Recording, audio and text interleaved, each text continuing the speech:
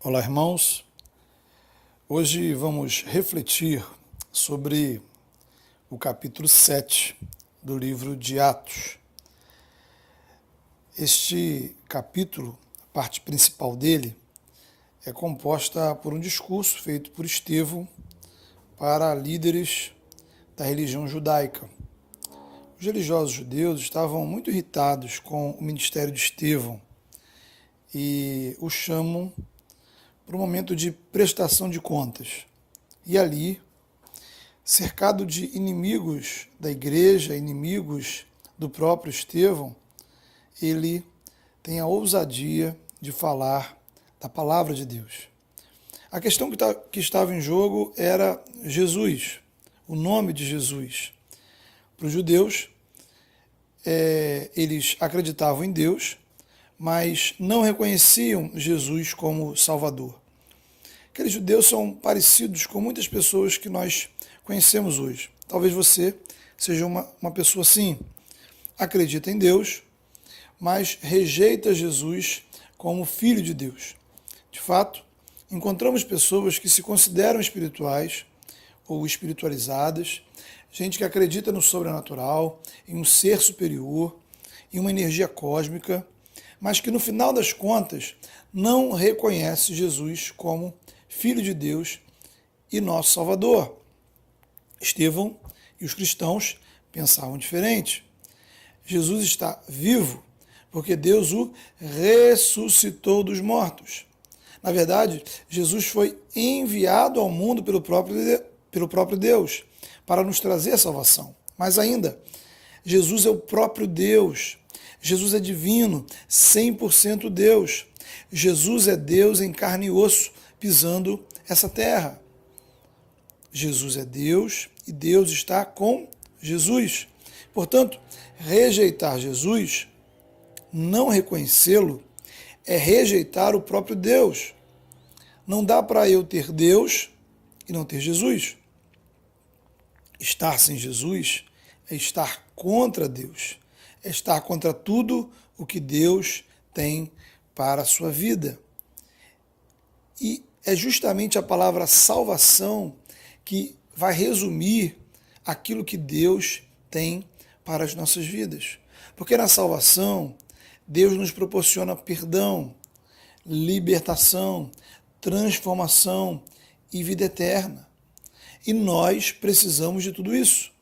O que Estevão está pregando é que através de Jesus, Deus nos proporciona essa salvação.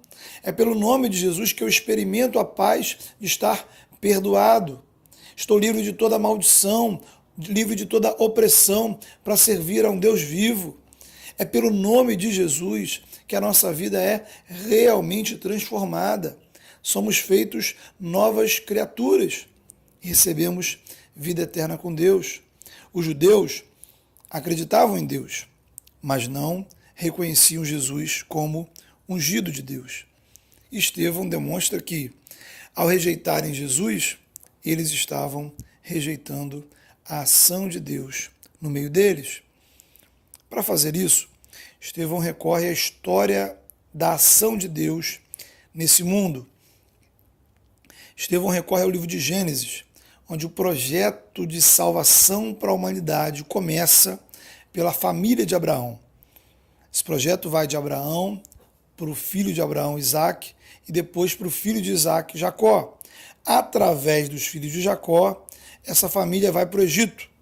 No Egito, a família de Abraão cresce e se torna um povo. O Egito, assim, é no primeiro momento um lugar de crescimento, prosperidade. Uma família de 70 pessoas se tornou uma nação de milhares de pessoas. Todavia, em um segundo momento, o Egito, que antes era de prosperidade, se torna um lugar de escravidão. As circunstâncias mudaram. O lugar que outrora era de prosperidade se tornou lugar de aflição, sofrimento. Assim é o mundo em que vivemos. É um mundo que está sempre mudando. Ser cristão é aprender a não se apegar às circunstâncias. Às vezes, tudo está muito bem. De repente, a vida vira de cabeça para baixo. Nesse mundo, circunstâncias sempre estão mudando. O que não muda é a presença de Deus.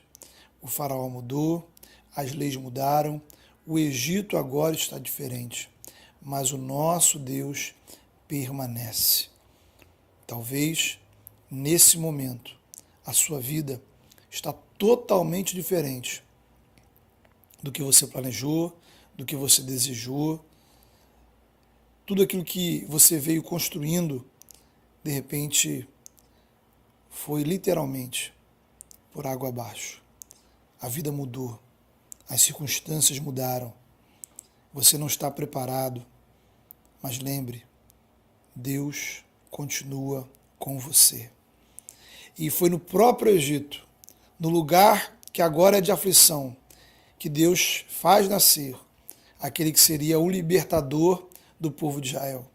Moisés é o homem escolhido por Deus para levar liberdade ao povo de Israel. Através de Moisés, Deus opera grandes sinais e maravilhas no Egito. E com braço forte, ele liberta o povo de Israel. E durante 40 anos, Moisés conduz aquele povo difícil pelo deserto, levando-os até a terra que Deus prometeu. Só que nessa caminhada, aqueles israelitas rejeitaram Moisés como servo enviado de Deus, rejeitaram a vontade de Deus e caíram em desobediência e rebeldia. Estevão afirma que os israelitas, enquanto estavam no deserto, em seu coração, voltaram para o Egito. Veja você, Deus tirou o povo do Egito para os levar à terra da promessa. Deus os libertou do sofrimento, da angústia, da perseguição. Mas em seus corações, eles preferiam voltar ao Egito. No coração deles, era melhor ser escravo no Egito do que ser livre com Deus no deserto. Veja a miséria do coração humano. Rapidamente, eles se esqueceram das chicotadas, das horas de trabalho intermináveis, em condições completamente desumanas. Se esqueceram das promessas de Deus. Preferiam ser escravo e viver os prazeres do Egito do que serem livres para servir a Deus no deserto. Eles rejeitaram Moisés e no coração voltaram para o Egito. O que o texto nos ensina é que antes do movimento físico de se dirigir ao Egito, aconteceu o movimento espiritual do coração. Trazendo para a nossa realidade, podemos afirmar que antes das pessoas deixarem de frequentar fisicamente a igreja, o coração delas volta primeiro para o Egito. Antes do corpo, quem se desvia é o coração. Às vezes, em uma perspectiva física, a pessoa sai da igreja de forma muito rápida, de um dia para o outro. O problema é que o coração dela já vinha sofrendo de um esfriamento espiritual lento e gradual. A pergunta para você é: para onde está indo o seu coração? O seu coração está batendo pelo Egito ou pelo reino de Deus? Precisamos vigiar nosso coração. E da mesma forma como devemos nos policiar para que gorduras não se acumulem e deixem nossas veias entupidas, precisamos vigiar sentimentos, vontades, pensamentos e atitudes que se acumulam em nosso coração. Tem muito crente com as veias entupidas de ressentimentos e amarguras, entupidas de indiferença para com a vida espiritual. É aquele momento onde surgem questionamentos tipo: para que orar tanto? Ler a Bíblia toda hora? Para que ir à igreja toda semana, todo domingo? São veias entupidas de críticas e reclamações. E de repente você olha para o Evangelho, para a igreja, o cristianismo, e só enxerga erros, defeitos, imperfeições. Tudo o que se fala de Deus do Evangelho, você relativiza, você critica, mas ao mesmo tempo você sempre se justifica para manter a sua distância em relação à vontade de Deus. O seu coração está indo para o Egito. Para onde está indo o seu coração nesse momento? Como estão suas vezes espirituais? Em que ritmo está batendo o seu coração? Como é que o sangue do Evangelho está correndo dentro de você? Será que a certeza do amor de Deus, o desejo de servir ao Senhor, o amor pela igreja, o amor pelas vidas, a busca por santidade, o temor ao Senhor, o desejo de levar pessoas ao encontro de Cristo, o prazer de adorar, orar, ler e ouvir a palavra, o prazer de servir junto com o povo de Deus, será que tudo isso está correndo livremente pelas veias da sua vida espiritual? Ou será que você está próximo de um infarto espiritual? Talvez seja tempo de você começar a se desintoxicar. Mas Estevão continua mostrando como a história do povo de Israel foi bizarra. Porque primeiro, o coração deles voltou para o Egito. Logo depois, enquanto Moisés estava no Monte Sinai, recebendo a revelação de Deus, aqueles israelitas tiveram a ideia genial de construir um bezerro de ouro, e começaram a adorar aquele bezerro. Faziam cultos, ofereciam sacrifícios para o bezerro. Isso acontece quando o nosso coração volta para o Egito. Porque um coração que se volta para o Egito não necessariamente deixa de ter religião. Ele simplesmente trocou a obediência a Deus por uma religião qualquer. Se não achamos uma que nos agrade, inventamos uma segundo a nossa visão de vida.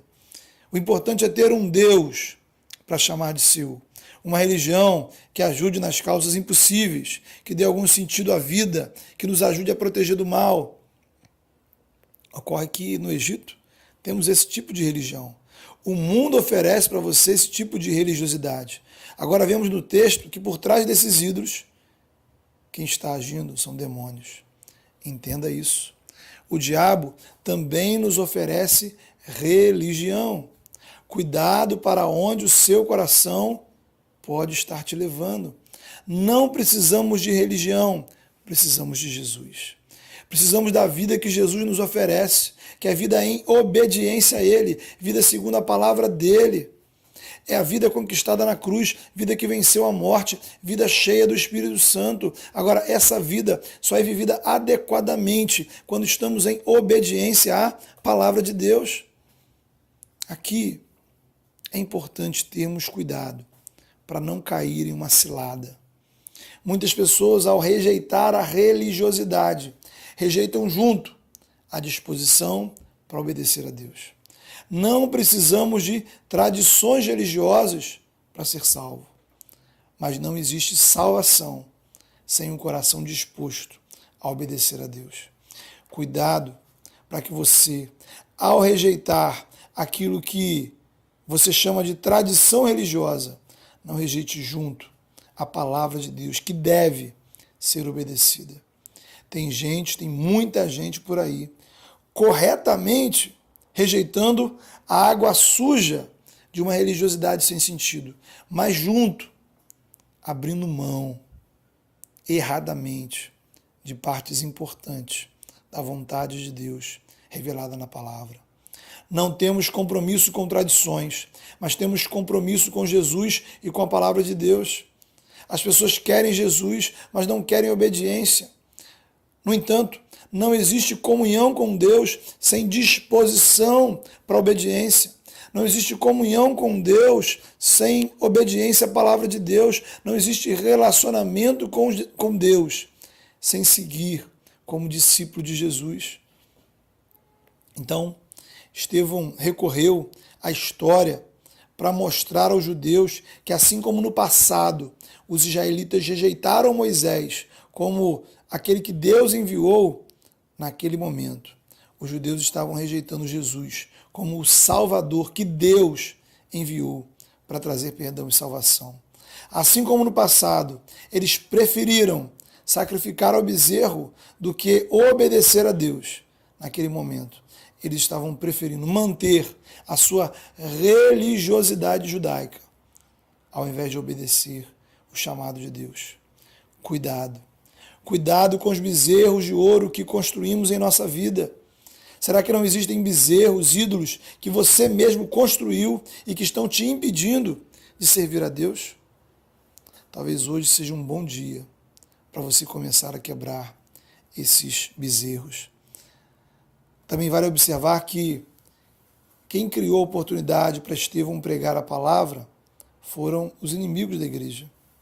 Às vezes a oportunidade de falar de Deus surge quando as pessoas querem nos fazer o mal. Às vezes o mal que intentam contra você é a oportunidade que Deus está te dando de você fazer o bem. Na sua soberania, Deus usa o mal que intentam contra nós como oportunidade para testemunharmos o Evangelho. Tudo isso, a gente sabe, é muito difícil, mas é a transformação que o Evangelho produz na vida daquele que se entrega a Cristo e recebe o Espírito Santo. O mundo à nossa volta nos ensina a combater o mal com o mal. O Evangelho, nas palavras de Paulo, ensina: não te deixes vencer pelo mal, mas vence o mal pelo bem. Se na sua vida há pessoas querendo te prejudicar, pessoas te perseguindo, fazendo mal contra você, ore ao Senhor. Peça a Ele: Senhor, como eu posso testemunhar de Ti nessa situação? Enche-me com Teu Espírito Santo, enche-me com Tua graça, para eu não devolver mal com mal. Peça ao Senhor para esvaziar o meu coração, o seu coração, de todos os maus pensamentos e sentimentos. Peça que Ele abra seus olhos para você enxergar como nesta situação você pode ser um instrumento da graça dEle. Os judeus não aguentavam mais ouvir Estevão falar. O texto afirma que eles rangiam os dentes. Tamanho era o ódio que sentiam de Estevão. Todos se lançaram contra ele. Estevão é linchado, depois apedrejado até a morte. Estevão é o primeiro cristão morto por causa de sua fé. E enquanto Estevão estava sendo apedrejado, ele ora, pedindo que Deus perdoe aqueles que o estão matando. Porque Estevão era um cristão que recebeu e entendeu o perdão de Deus. Perdoamos porque fomos perdoados. Não havia ódio no coração de Estevão, porque o coração dele estava cheio do Espírito Santo. Como é que a igreja enfrenta a perseguição? Pregando o Evangelho, testemunhando o Evangelho. Não é jogando pedras nos que nos atacam. Não vencemos o mal com o mal. Por fim, quando Estevão acaba de pregar, ele olha para o céu e tem uma visão celestial. Ele vê a glória de Deus e Jesus vivo em pé ao lado do Pai. Onde está Jesus quando estamos sendo perseguidos e apedrejados? Ele está no trono, como Senhor de todo o universo. Ele está atento para tudo o que acontece em nossas vidas. Há momentos em que Ele intervém para nos livrar. Há momentos que Ele nos protege das pedras. Nos outros, em todos os outros, Ele recebe a nossa vida nos céus. Talvez nesse momento sua vida esteja enfrentando o deserto, como o povo de Israel no passado. Não olhe para o Egito. Persevere na obediência ao Senhor. Vigie seu coração. Vigie o quanto o seu coração está comprometido com a obediência a Jesus. Talvez nesse momento perseguições e dificuldades se levantem contra você. E se muitas pedras caírem sobre você, não se esqueça. Olhe para o céu. Busque a visão da glória de Deus. Jesus está aí com você. Ou para te livrar das pedras, ou para receber sua vida nos céus. Deus te abençoe. Amém.